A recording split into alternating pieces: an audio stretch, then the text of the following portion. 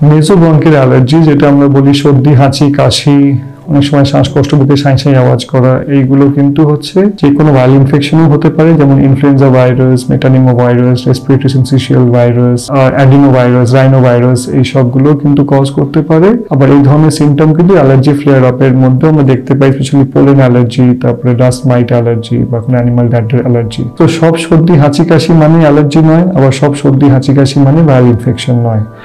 তবে হচ্ছে যেটা ইউজুয়ালি আমরা দেখতে পাই, যদি সর্দি হাঁচি কাশির সঙ্গে হচ্ছে গায়ে জ্বর এসেছে, শরীর হচ্ছে জ্বর ম্যাচ ম্যাচ করছে, জ্বর হচ্ছে, ইউজুয়ালি এগুলো কিন্তু ইনফেকশনের হচ্ছে সিমটমস।